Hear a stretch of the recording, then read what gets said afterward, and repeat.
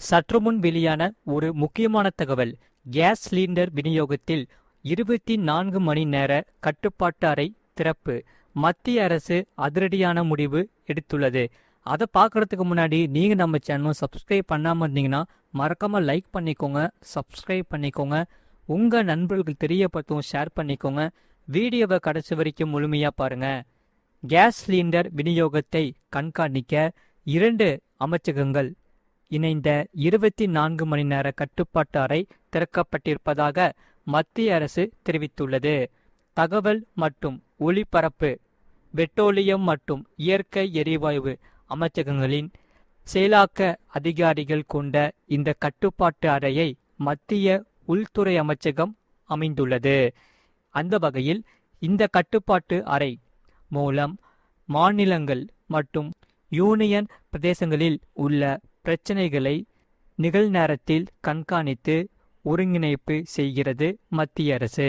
வளைகுடாவில் ஈரானை இஸ்ரேல் தாக்கியதால் பதிலுக்கு அமெரிக்காவையும் குலைகுடாவையும் ஈரான் தாக்கி வருகிறது. ஈரானுக்கு மறைமுகமாக சீனா, ரஷ்யாவின் ஆதரவு இருப்பதாக கூறப்படுகிறது. இதனால் ஈரான் கடுமையான பதிலடி கொடுத்து வருகிறது.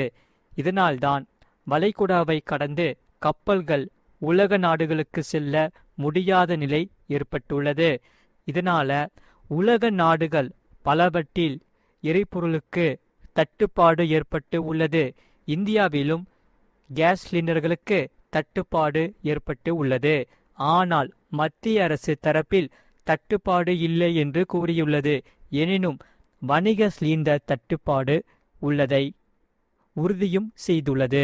அந்த வகையில் இந்தியா ஆண்டுதோறும் சுமார் 3.3 கோடி டன் எல்பிஜியை பயன்படுத்துகிறது.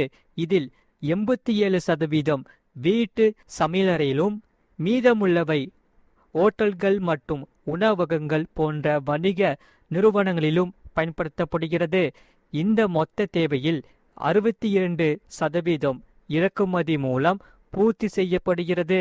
தற்போது ஈரான் கட்டுப்பாட்டில் உள்ள ஹார்மூஸ் ஜலசந்தி மூடப்பட்டதால் எல்பிஜி இறக்குமதி 90% வரை பாதித்து இருப்பது குறிப்பிடத்தக்கது. அதே சமயம் தற்போது உள்ள அவசரகால நடவடிக்கையாக இந்த வழியாக எண்ணெய் கப்பல் மும்பை வந்துள்ளது. இதற்கிடையே எண்ணெய் சுத்திகரிப்பு நிலையங்களில் எல்பிஜி உற்பத்தி 10% அதிகரிக்கப்பட்டு உள்ளது. பல்வேறு நடவடிக்கைகளை மத்திய அரசு எடுத்து வருகிறது. இதனிடையே இடைத்தரகர்கள், பதுக்கல்காரர்கள் மற்றும் கருப்பு சந்தை வியாபாரிகள் இதுபோன்ற தட்டுப்பாடு அறிவிப்புகளை வெளியிட்டு மக்களை குழப்பி வருகிறார்கள். கடுமையான விலையில் சிலிண்டர்கள் பல்வேறு மாநிலங்களில் விற்கப்படுகிறது. இந்த விவகாரத்தில் கடும் நடவடிக்கை மாநில அரசுகளை மத்திய அரசு அறிவுறுத்தியுள்ளது. இதையடுத்து சிலிண்டர் விவகாரத்தில் குழப்பங்களை தவிர்க்கவும் சமூக ஊடகங்களில் போலி தகவலை பரப்புபவர்களை அடையாளம் கண்டு நடவடிக்கை எடுக்குமாறும் மாநிலங்கள் மற்றும் யூனியன் பிரதேசங்களை மத்திய அரசு வலியுறுத்தியுள்ளது. இதற்காக உள்துறை செயலாளர் கோவிந்த் மோகன் அனைத்து மாநிலங்கள் மற்றும் யூனியன் பிரதேசங்களில் தலைமை செயலாளர்கள் மற்றும் எல்பிஜிகளுக்கு அறிவுறுத்தல்கள் வழங்கினார்.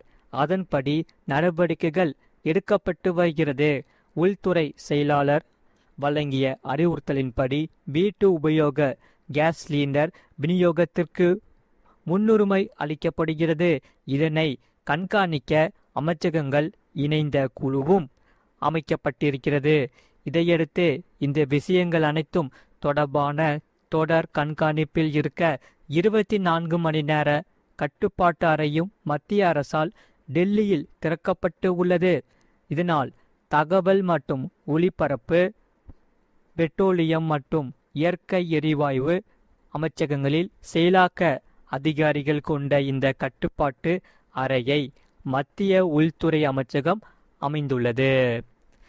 இது மாநிலங்கள் மற்றும் யூனியன் பிரதேசங்களில் உள்ள பிரச்சனைகளை நேரத்தில் கண்காணித்து ஒருங்கிணைப்பு செய்கிறது. மேலும் உண்மைகளை சரிபார்த்து விரைவான நடவடிக்கையை உறுதி செய்யும் வகையில் பணியாற்றி வருகிறது. சமூக ஊடகங்களையும் இந்த அதிகாரிகள் கண்காணித்து வருகிறார்கள். மறக்காம நீங்க லைக் பண்ணிக்கோங்க, சப்ஸ்கிரைப் பண்ணிக்கோங்க. உங்க நண்பர்களுக்கு தெரியப்பட்டவும் இந்த வீடியோவை கண்டிப்பா ஷேர் பண்ணிக்கோங்க. உங்க கருத்துக்கள் என்னன்னு கமெண்ட் செக்ஷன்ல மறக்காம கமெண்ட் பண்ணிக்கோங்க. அதே சமயம் சென்னையை சேர்ந்த அசோக் என்பவர் மார்ச் 6ஆம் தேதி IVRS மூலம் கேஸ் சிலிண்டர் ஒன்றை முன்பதிவு செய்தார். வழக்கமாக ஒரு நாளில் வீட்டுக்கு வந்துவிடும் சிலிண்டர் 3 நாட்களாயும் வராததால் மீண்டும் அந்த எண்ணை தொடர்பு கொண்டார். ஆனால் அந்த எண் இப்போது பயன்பாட்டில் இல்லை என்ற பதில் கிடைத்தது. பதறியடித்து கொண்டு ஏஜென்சி அலுவலகத்திற்கு சென்றபோது அங்கிருந்த காட்சியை கண்டு அவர் அதிர்ச்சியடைந்தார். அதாவது நூற்றுக்கணக்கான மக்கள் அங்கு திரண்டிருந்தனர். ஒரு சிலிண்டருக்காக கூடுதல் பணம் தரவும் அவர்கள் தயாராக இருக்கின்றனர். பல மணி நேர போராட்டத்திற்கு பிறகு ஆதித்யாவிற்கு ஒரு சிலிண்டர் கிடைத்தது. இது அசோக்கின் தனிப்பட்ட கதை மட்டுமல்ல, இன்று இந்தியாவின் பல மாநிலங்களில் நிலவும் யதார்த்த நிலை இதுதான். அதாவது ஈரான் மற்றும் இஸ்ரேல் அமெரிக்கா இடையிலான போர் மோகங்கள் இந்திய சமையலறைகளையும் வாட்ட தொடங்கியுள்ளது. நாட்டின் பல பகுதிகளில் வணிக ரீதியிலான கேஸ் சிலிண்டர்கள் கிடைப்பது முற்றிலும் நின்றுவிட்ட நிலையில் வீட்டு உபயோக சிலிண்டர்களுக்கும் கடும் தட்டுப்பாடு நிலவுகிறது. இந்த நெருக்கடி ஏன் உருவானது? இந்தியாவின் கையிருப்பு எவ்வளவு காலம் நீடிக்கும்? அரசு எடுத்து வரும் மாற்று நடவடிக்கைகள் என்ன என்பது குறித்த விரிவான செய்தியை இங்கே பார்ப்போம். மறக்காம நீங்க வீடியோக்கு ஒரு லைக் பண்ணிக்கோங்க. இந்தியா ஆண்டுதோறும் சுமார் 33 மில்லியன் மெட்ரிக் டன் LPG வாயுவை பயன்படுத்துகிறது. வீட்டு உபயோக கணக்கின்படி பார்த்தால் ஆண்டுக்கு 235 கோடி சிலிண்டர்கள் தேவைப்படுகிறது. அதாவது நாளொன்றுக்கு மட்டும் 64 லட்சம் சிலிண்டர்கள் இந்தியா முழுவதும் விநியோகிக்கப்பட வேண்டும். இதில் 88% பங்கு வீடுகளுக்கும் மீதமுள்ள 12% உணவகங்கள் மற்றும் தொழிற்சாலைகளுக்கும் செல்கிறது. இந்தியா தனது ஒட்டுமொத்த தேவையில் 60% இறக்குமதி மூலமே பூர்த்தி செய்கிறது. எஞ்சிய 40% மட்டுமே உள்நாட்டு சுத்திகரிப்பு நிலையங்களில் தயாரிக்கப்படுகிறது. இதில் தமிழகம், கர்நாடகா, ஆந்திரா, மத்திய பிரதேசம், ராஜஸ்தான், உத்தரப்பிரதேசம், பீகார் மற்றும் பஞ்சாப் போன்ற மாநிலங்களில் கேஸ் சிலிண்டர் முன்பதிவு செய்வதில் சிக்கல்கள் ஏற்பட்டுள்ளது. ராஜஸ்தானில் 1911 ரூபாய்க்கு விற்கப்பட வேண்டிய வணிக சிலிண்டர் விலையானது 2500 ரூபாய்க்கு கள்ளச்சந்தையில் விற்கப்படுவதாக தகவல் தெரிவிக்கின்றன. மும்பை மற்றும் புனே போன்ற நகரங்களில் கேஸ் தட்டுப்பாட்டில் 20% உணவகங்கள் மூடப்பட்டுள்ளது அல்லது பகுதி நேரமாக மட்டுமே செயல்படுகிறது. தமிழகத்தில் சில வணிக பயன்பாட்டு சிலிண்டர்கள் 5000 ரூபாயை கள்ளச்சந்தையில் தொட்டியுள்ளன. இதில் LPG என்பது திரவமாக்கப்பட்ட பெட்ரோலிய வாயுவாகும். இப்போது நிலைப்படி இந்தியாவிற்கு 10 நாட்களுக்கான அவசர LPG கையிருப்பு மட்டுமே உள்ளது. இதனால் மத்திய அரசு அத்தியாவசிய பொருட்கள் சட்டம் 1995 அமல்படுத்தியுள்ளது. இதன் மூலம் பதுக்கல்கள் தடுக்கப்பட்டு விநியோகத்தில் முன்னுரிமை அளிக்கப்படுகிறது. இருப்பினும் கடலில் வரும் கப்பல்கள் மற்றும் நிறுவனங்களின் சேமிப்பை கணக்கிட்டால் 40 முதல் 45 நாட்கள் வரை சமாளிக்க முடியும் என்று ஒரு தரப்பு கூறுகிறது. கச்சா எண்ணெய் இருப்பையும் சேர்த்தால் 8 வாரங்கள் வரை தாக்குப்பிடிக்கலாம்.